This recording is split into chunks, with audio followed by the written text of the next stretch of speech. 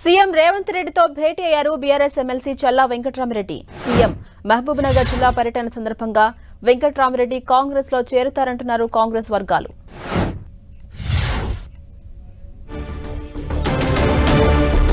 CM Revanth రెడ్డితో భేటీ అయ్యారు BRS MLC చల్లా Venkatramireddy.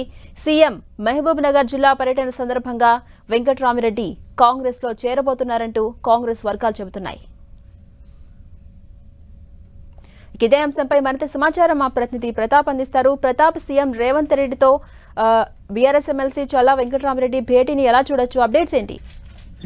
Congress party operation Akarsh కు మరింత పదును పెట్టిందని చెప్పుకోవచ్చు. ముఖ్యంగా బీఆర్ఎస్ సంబంధించిన ప్రతిపక్ష బీఆర్ఎస్ సంబంధించిన ఎమ్మెల్సీలు కానీ ఎమ్మెల్యేలు అందరినీ కూడా ఆకర్షించడంలో పూర్తి స్థాయిలో ఫోకస్ పెట్టిందని చెప్పుకోవచ్చు. అందులో భాగంగానే ఇప్పటికే 6 మంది ఎమ్మెల్సీలు, అదేవిధంగా ఎమ్మెల్యేలు 7 మంది ఎమ్మెల్యేలు కూడా ఇప్పటికే కాంగ్రెస్ పార్టీలో చేరడం జరిగింది. మిగతా ఎమ్మెల్సీలంతా కూడా బీఆర్ఎస్ ఎల్పీ శాసనసభ పక్షం కానీ శాసన మండలి పక్షాన్ని కూడా పూర్తి స్థాయిలో కాంగ్రెస్ పార్టీలో విలీనం చేసుకోవాలని ఒక కృతనిశ్చయంతో ముందుకెళ్తుంది కాంగ్రెస్ పార్టీ అని చెప్పుకోవచ్చు. అందులో భాగంగానే బీఆర్ఎస్ సంబంధించిన ఎమ్మెల్యేలు ఎమ్మెల్సీలు అందరినీ కూడా లాగే ప్రయత్నం చేస్తుంది. ఈ రోజు తాజాగా బీఆర్ఎస్ ఎమ్మెల్సీ ఉమ్మడి మహబూబ్నగర్ జిల్లాకు సంబంధించిన ఎమ్మెల్సీ చల్లా వెంకట్రామిరెడ్డి కూడా సీఎం రేవంత్ రెడ్డితో భేటీ కావడం జరిగింది. ముఖ్యంగా అలంపూర్ నియోజకవర్గానికి ఉమ్మడి మహబూబ్నగర్ జిల్లాకు సంబంధించిన కొన్ని సమస్యలు ఏవైతే ఉన్నాయో వాటిని అన్నిటి కూడా సీఎం దృష్టికి తీసుకెళ్లే ప్రయత్నం చేశారు. వాటిని అంతా కూడా ఒక మెమోరాండం రూపంలో కూడా ఒక వినతి పత్రం కూడా ఇవ్వడం జరిగింది. వీటికి సంబంధించి కూడా అలంపూర్ నియోజకవర్గంలో ముఖ్యంగా సాగునీటికి సంబంధించి రాజోలి బండే డైవర్షన్ స్కీమ్ ఆర్డీఎస్ సంబంధించి కూడా కాస్త ఇబ్బందికరంగా ఉంది కాబట్టి దాన్ని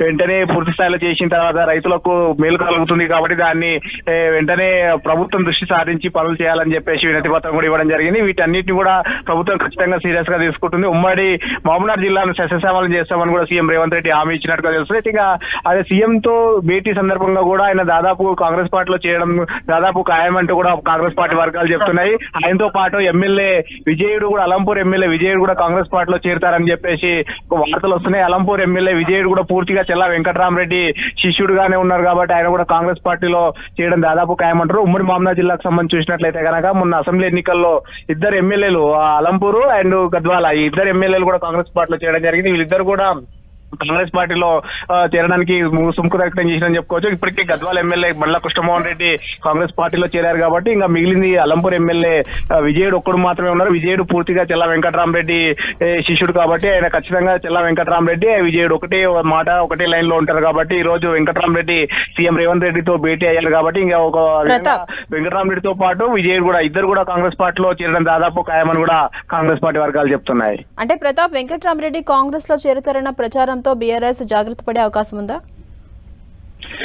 ఒక విధంగా అంటే ఇప్పుడు వరుసగా కాంగ్రెస్ పార్టీ ఆపరేషన్ ఆకర్ష్ చేస్తున్నప్పటి నుంచి కూడా బీఆర్ఎస్ అప్రమత్తమైంది. ఎవరిని అంటే పార్టీ చేజారకుండా ఉండేందుకు విశ్వ ప్రయత్నాలు చేస్తున్నప్పుడు కూడా ఎమ్మెల్సీలు కానీ ఎమ్మెల్యేలు కానీ వారి నియోజకవర్గ అభివృద్ధి సమస్యలు కానీ మిగతా కొన్ని వాళ్ళ ఉన్న ఇబ్బందుల దృష్ట్యా ఖచ్చితంగా పార్టీ మారాలనే ఒక నిర్ణయం కూడా వస్తున్నారు. వారి నియోజకవర్గంలో పెండింగ్ లో ఉన్న సమస్యలు పరిష్కారం కావాలంటే కనుక అధికార పార్టీలో ఉంటేనే పనులు అవుతాయని ఒక ఆలోచనలో ఉన్నారు కాబట్టి అందులో భాగంగానే ఎమ్మెల్సీలు కానీ ఎమ్మెల్యేలు కూడా వరుసగా పార్టీ మారుతున్న పరిస్థితి ఉంది. ఇప్పటికే మారిన వారు కూడా అదే అంశాన్ని కూడా ప్రస్తావిస్తూ వస్తున్నారు. మిగతా వారిని కూడా లాగే ప్రయత్నానికి కాంగ్రెస్ పార్టీ కూడా ఒకవైపు ఆపరేషన్ ఆకర్ష్ కూడా చేస్తుంది. ప్రభుత్వాన్ని మరింత సుస్థిరం చేసుకోవాలంటే కనుక ఎమ్మెల్యేలు ఎమ్మెల్సీలు అందరినీ కూడా చేర్చుకోవాలని ఒక ఆలోచన కూడా చేస్తుంది కాబట్టి వాటిని మరింత పదును పెట్టి ముందుకు తీసుకెళ్లాలని ఆలోచన చేస్తుంది.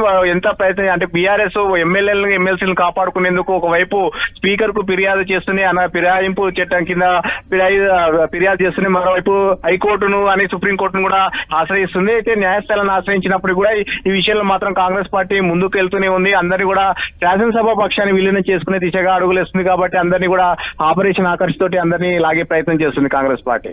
Right, thank you Pratap.